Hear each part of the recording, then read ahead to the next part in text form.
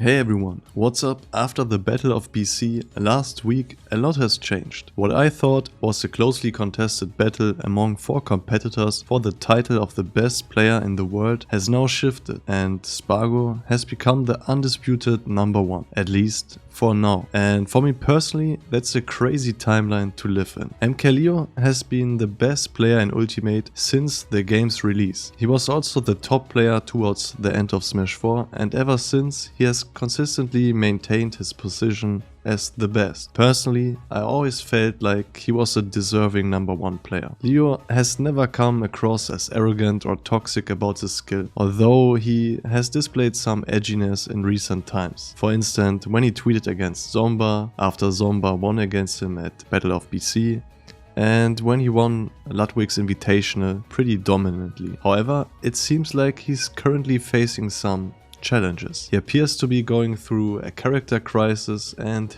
his results have drastically declined. While his performance is still quite good, for his standards it's probably the lowest it has ever been since Ultimate's release.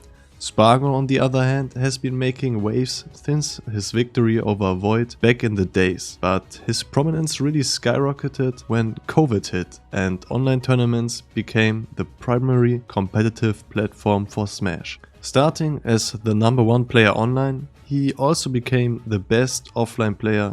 Who would have thought? Well, Leo had actually predicted that Spargo would eventually become the best player in the game in multiple interviews. Do you think that he might actually be the future best player? Oh, free. Yeah, he will be the best at one point. And it seems like he turned out to be right. However, I personally thought it would take Spargo much longer to achieve that goal. So who else is or was in contention for the best player title? Well, of course, Japan's Steve Prodigy Akola. Similar to Spargo, Akola climbed the online ranks during COVID, known as Smash Mate in Japan. After the pandemic, he started attending offline tournaments and consistently placed first or at least second. He seemed unbeatable, and achieving this in Japan, a country full of hidden bosses, talented players, Wi-Fi warriors and character specialists, is even more impressive in my opinion.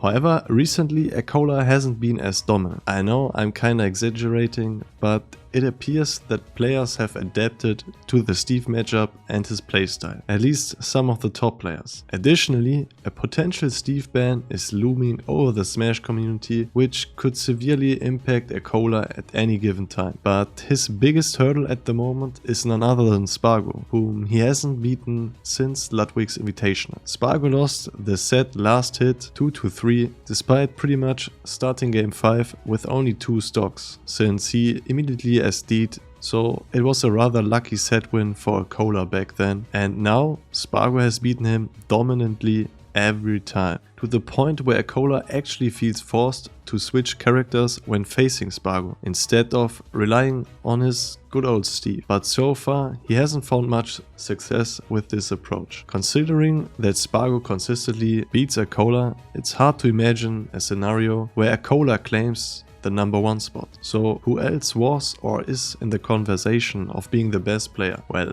let's talk Tweak talks. I mean, just Tweak, of course. Tweak has been dominant in late 2022 and early 2023.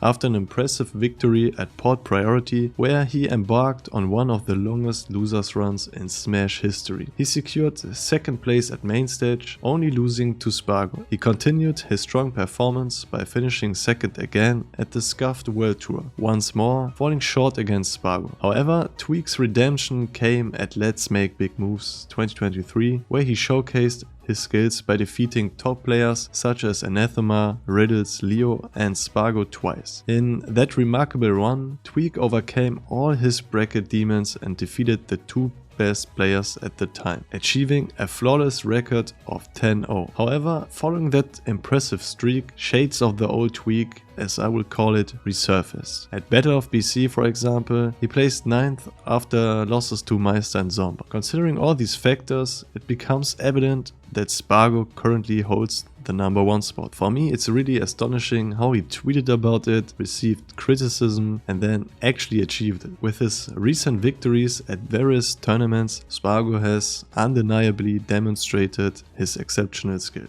Personally, I find his win at Japan's major tournament Kagaribi 10 to be his most impressive accomplishment. With the wins over highly skilled players in the losers bracket like Ken, Asimo, Dabas, Yoshidora and Zekray, he showed his resilience. So yeah, I don't know for how long this season will go, since I think the old Panda Global ranking called PGR always released late in the year at around October or November, if I'm correctly, but Panda Global is sadly kinda dead and I don't know who will now do such a ranking. But in any case, for another player to overcome Spargo now, they would have to do some crazy things, like winning pretty much all upcoming majors and probably beat Spargo's ass as well there. As a fan of Leo, I have to admit that his chances of reclaiming the top spot is very hard at the moment. But I still believe Leo possesses the potential to close the gap and rise up again. But it's gonna be really hard now and